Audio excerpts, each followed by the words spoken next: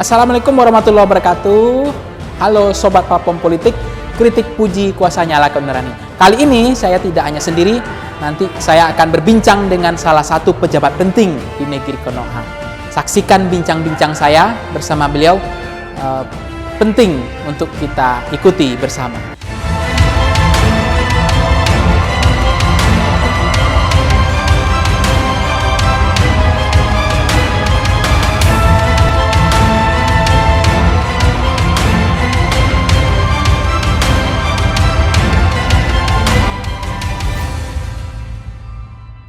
Yang membuat saya agak ngakak ya, perut saya agak terguncang, terganggu ya ketika melihat bionya Doni ini.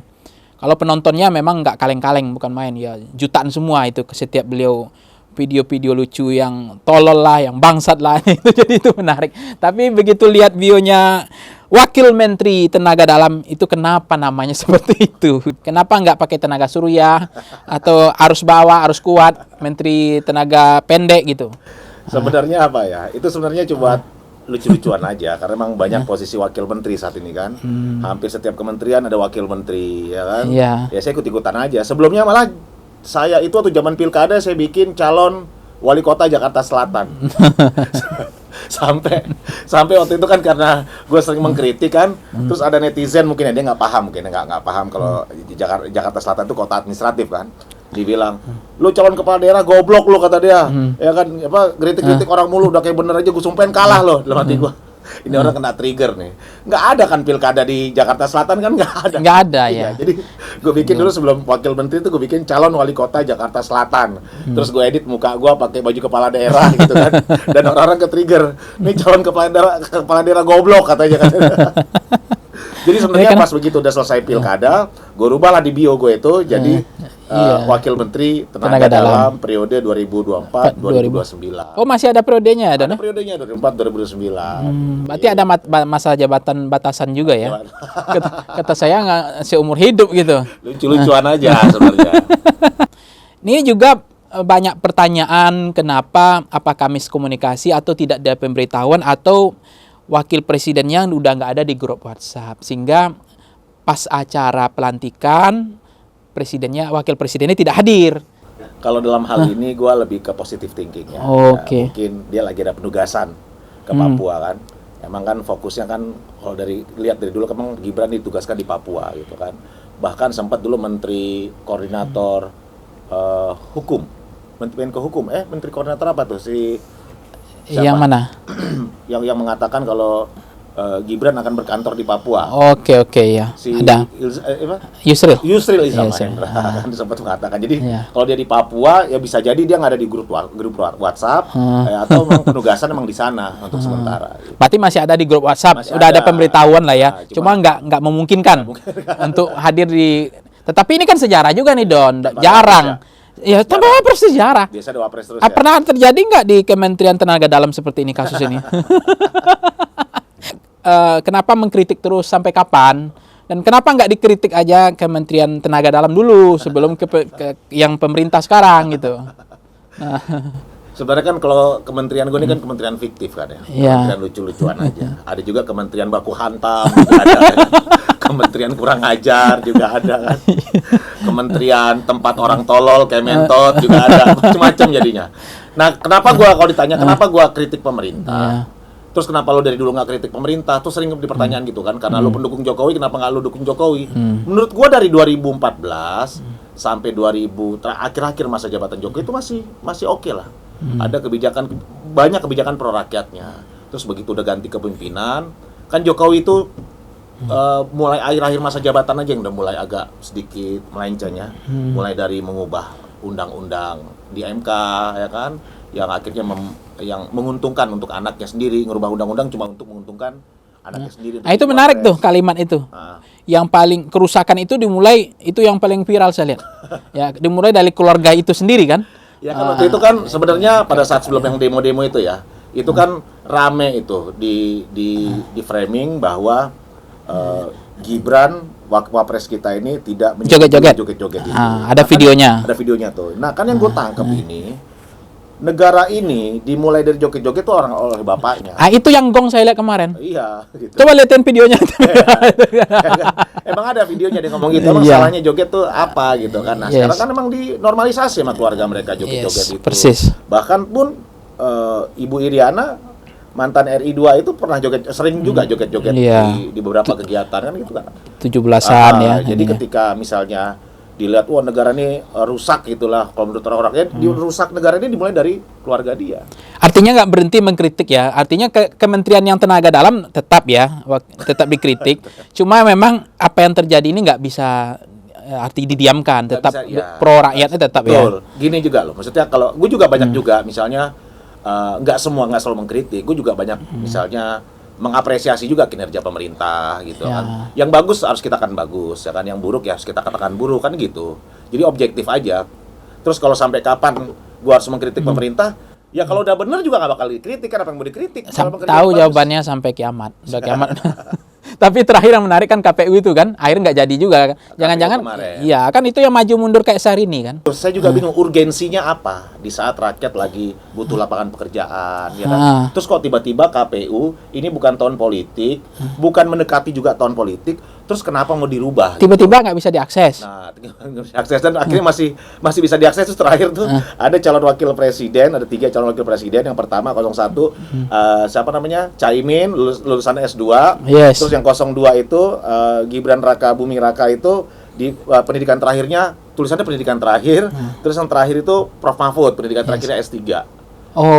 Tapi mungkin waktu itu kita luput, kita nggak pernah ngeliat itu ya. Kita lupa kali ngecek di KPU, rupanya pendidikan terakhir itu Mas Gibran itu rupanya tulisannya pendidikan terakhir. Bukannya SMA atau S1, S2 itu agak aneh juga. Apalagi sekarang kan terkait ijazah itu lagi ramai juga diperbincangkan. Sebelumnya ijazah bapaknya Pak Jokowi, sekarang ijazah Mas Gibran. Ini jangan sampai malah jadi kegaduhan yang kedua nih soal ijazah. Gua tuh nggak setuju ya. Gua nggak setuju kalau ada pemakzulan wakil presiden. Gua sama sekali nggak setuju. Karena apa kesalahan Mas Gibran yang kira-kira harus dimakzulkan tuh apa nggak ada. Tapi kalau sampai ini terbukti ijazah palsu, ini harus diturunkan. Dan Bung Doni ini soal MBG. Ini kan janji kampanye big bond tulang punggung beliau lah ya, selain 3 juta rumah ini yang belum dibangun satu rumah pun kayaknya, penyerapan pun belum ada. 3 juta rumah berat banget nih. Tapi yang MBG nih. Jadi apa yang perlu dikritik ini? Karena niatnya kan benar ini, niatnya mencerdaskan kehidupan bangsa yang kekurangan gizi nih, supaya bisa makan enak. Tapi kan belakangan justru bising kita melihat banyaknya agak mengganggu juga soal keracunan ini kan. Apa yang terjadi? Apakah ada pemotongan banyak sunatan-sunatan massal ini? Atau memang lagi telat masak ya? Atau apa penyebabnya ini? Atau memang ada yang mendongkret juga? Atau memang ini belum anggarannya gede, tapi nggak siap, masih kontemplasi, belum settle gitu? Kalau gua ngelihat justru ya, sebenarnya kan program bagus ya, gue setuju program ini ngasih makan Indonesia bagus lah. Ini kan salah satu program asa cita Pak Prabowo ya, makan bergizi gratis. Kalau dulu bahasa kampanye makan siang gratis anak sekolah. Tapi kan hampir kebanyakan belakang ini, memang berita ini memang nggak di semua program MBG ini keracunan nggak. Memang ada beberapa wilayah yang keracunan. Tapi karena emang sosial media sekarang jadi seakan-akan tuh berita tuh keracunan semua, sebenarnya kan nggak semua juga. Nah yang menurut gue yang paling harus disalahkan adalah penyedia MBG-nya. Penyedia MBG-nya itu harus dikurasi betul, nggak bisa asal-asalan. Masalahnya kan mereka tuh kan memasak 3.000 porsi. 3.000 porsi itu mau nggak mau mereka itu akan memasaknya mulai dari subuh. Dan subuh segala macam, mekanismenya di dapur tuh segala macam. Itu kemungkinan basinya tuh besar kemungkinannya, besar sekali. Jadi kalau ditanya apa yang harus dikritisi dari program ini, mekanismenya harus betul-betul dijaga gitu. Jadi nggak asal pilih vendor, mentang-mentang kenal si A kasih ke dia, padahal dia nggak sanggup untuk 3.000 porsi gitu. Sehingga begitu pendistribusian tuh berantakan semua. Itu paling sering kan begitu sampai makanan basi. Memang nggak semua wilayah. Tapi begitu ada di satu titik, jadinya begitu media sosial sekarang jadi kayak rame gitu. Apalagi kemarin ditambah lagi ada satu sekolah yang memberikan surat edaran kepada orang tua murid agar menandatangani surat ini kalau anaknya keracunan tidak menuntut sekolah. Oke, Itu kan oke. agak aneh juga menurut gua. Seperti apa nggak bertanggung jawab jadinya ya? Jawab. Ini kan program pemerintah. Iya. Jadi kalau anak kita kenapa-napa ya yang harus tanggung jawab pemerintah. Nggak boleh cuci tangan lah ya. Nggak boleh dong. Nah makanya tapi kemarin juga dari pemerintah juga sudah mencabut surat edaran itu nggak boleh. Nah gimana cara biar nggak terjadi keracunan? Menurut gua sih sebenarnya simpel aja. Jangan dibikin di pos satu untuk 3.000 porsi itu dibikin di satu tempat. Menurut gua dibagi aja. Kalau memang mereka mau membantu UMKM ya, bagi aja tiap-tiap sekolah kasih jatah. Tolong di sekolah ini bantu, di sekolah ini bantu. Jadi sehingga nggak kerepotan satu MBG ini ngurusin 3.000 porsi, ya kan? Akhirnya jadi berantakan. Menurut gua kalau memang pengen ini kerjanya efisien, sekolah-sekolah aja. UMKM sekolah yang biasanya kan dampaknya juga luar biasa loh. Ketika nanti dampak negatifnya ketika ada MBG otomatis anak sekolah kan nggak jajan. Nah kantin-kantin sepi. Apa salahnya bantu kantin-kantin itu? Dari MBG pusatnya nih dapurnya, oke kita panggil dari beberapa sekolah yang nggak punya kantin, yuk kerjasama, lu bikin berapa porsi, mungkin itu lebih efisien dan efektif menurut saya daripada satu titik ngerjain semua ribuan, itu akan jadi berantakan. Tapi memang program ini harus dikaji lagi menurut saya. Dari kejadian siswa keracunan ini, menurut gua harus dikurasi betul vendornya, bagaimana cara pengirimannya. Nah itu makanya betul-betul menurut gua ini program makan bergizi gratis nih kalau bisa benar-benar dikawal, nggak bisa ngasal. Apalagi anggarannya nggak main-main ya, jumbo ya. 260 triliun. Wih, gede banget ya. 260 triliun dan sehari 1 triliun Iya. keluar. Oke. Dan gue rasa mungkin kementerian paling besar, kementerian setingkat atau tingkat. Tapi kementerian tenaga dalam pun nggak sebegitu ya, besar. Anggaran malah. Nggak ada. Pro bono, swadaya. Bung Doni itu menarik itu, ada main domino kan, main domino biasa. Tapi kemarin dengan Menteri Semak Belukar ya, bukan dengan Kehutanan, dengan pembalakan liar. Tetapi yang tersingkir, yang terpental kok menteri yang lain lagi gitu. Gue justru ngelihatnya pada saat mereka main itu, kan ada berempat itu, ada Menteri Kehutanan, ada Menteri Perlindungan Migran, pekerja migran. Kan? Terus ada yang tersangka pembalak liar. Pada akhirnya rupanya dia sudah bukan tersangka lagi. Ya, udah dibebaskan. Tapi apapun itu dia tetap pembalak liar gitu. Ya kan? Tidak bisa dipungkiri kan. Nah, karena mungkin dia juga yang mungkin ya yang merusak hutan kan pasti ada kaitannya gitu. Si Raja Juli Antoni kalau menurut gua terlalu kuat ya mungkin karena dia sekjen PSI. Gitu kan. Sehingga yang terpental yang di reshuffle justru itu kan melawan algoritma banyak masyarakat Indonesia ya. Kok yang bermasalah sebenarnya Menteri Kehutanan ya kan, besok ini dipecat malah si Karding kan agak aneh juga. Tapi cukup ketawa juga lah kita ya. Kocak aja gitu. Kita berharap ini Menhubnya yang harus dirotasi atau di reshuffle pada si Kardingnya yang kena ya kan. Apa jangan-jangan Bang Karding otaknya kali ya kan, kita nggak tahu juga kan. Gen Z ini kan usia 17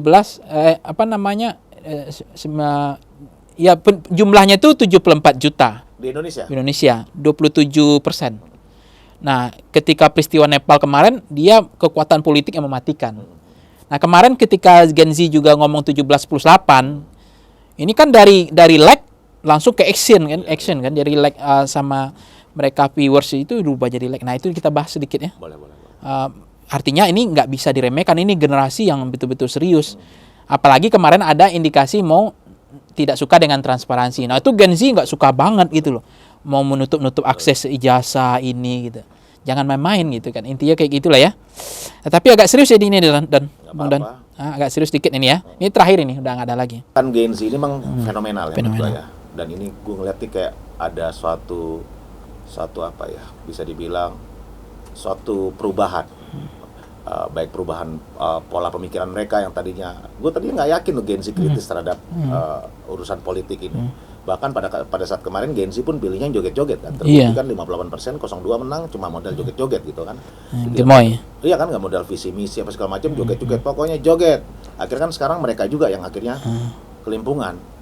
sebenarnya kalau gue lihat belakangan ini Gen Z sebenarnya nggak terlalu ini sama politik ya, tapi begitu mereka lulus kuliah, lulus kerja ini nggak dapat mata Pekerjaan. pencarian, nggak dapat pekerjaan, ini mereka jadi bingung. Oh jadi begini ya dampak politiknya. Baru sadar ya? Baru sadar. Berarti kesadaran palsu ya, selama ini nggak sadar ya? Selama ini kan mereka itu kan dibuai dengan konten-konten yang receh, konten-konten ringan. Ya, gimmick-gimmick. Betul, pada saat pemilu kemarin, pada saat pilpres kemarin, mereka tuh, gue banyak itu baca di komentar-komentar, udah inilah pokoknya yang ringan-ringan aja, yang dekat dengan ini, yang sayang sama kucing, yang sayang dengan ini, pokoknya yang isu-isu yang ringan-ringan aja, yang relate dengan mereka, joget-joget, animal lovers, yang segala macam model kayak gitulah, itu mereka yang kayak gitu, makanya mereka pada saat itu ngelihat mana yang paling dekat dengan kebiasaan mereka, itu yang mereka pilih pada saat pilpres kemarin. Namun mereka nggak mikir dampaknya. Akhirnya dampaknya sekarang ini kan, ya kan begitu dapat wapres yang tadi anak muda rupanya tidak mewakili anak muda kan gitu jadinya. Ya kan tadinya mereka kan wah ini ada wapres anak muda nih bisa mewakili kita, rupanya kan nggak juga gitu. Janji-janji politiknya belum terrealisasikan sampai sekarang, sampai saat ini. Dia ngomong 19 juta lapangan pekerjaan itu kan diulang-ulang terus tuh, akan diulang-ulang terus. Kalau justru sekarang ini tidak ada lapangan pekerjaan, malah justru dampaknya malah PHK massal. Ini yang mereka akhirnya pola pikir mereka, wah kita harus kritis nih terhadap situasi bangsa ini, terhadap perkembangan politik. Jadi terjadi sebenarnya Nepal itu berkaca dari kita juga. Oh Nepal ya, iya kemarin. Saya lihat dari pembicaraan publik tuh Nepal awal mulanya ya dilihat dari Indonesia. Bahkan sekarang gara-gara Indonesia dan Nepal, Timor Leste juga kacau juga sekarang. Ya karena ada mau beli mobil ya. Padahal cuma mobil doang, kan ada salahnya juga mobil itu kan. Tapi begitu kondisi lagi nggak bagus, ya kan. Sebenarnya kalau kondisi negara lagi bagus, negara manapun sah-sah aja lo mau beli Nepal, mau beli apa, mau beli mobil, mau beli pesawat tempur, mau beli pesawat jet pribadi, nggak ada masalah. Cuma kan sayangnya ketika kesejahteraan rakyat ini yang dipertanyakan, ini gimana kesejahteraan rakyat, nggak ada lo beli mobil sampai miliaran gitu kan jadi agak aneh jadinya. Termasuk gimana dan pendapatnya 17+8 ini kan artinya karena generasi ini kan generasi keterbukaan ya, transparan kan. Nah termasuk kemarin yang menarik tuh kan Gen Z ini dianggap dari ujung jempol menjadi gerakan yang betul-betul ekspresinya kelihatan banget gitu.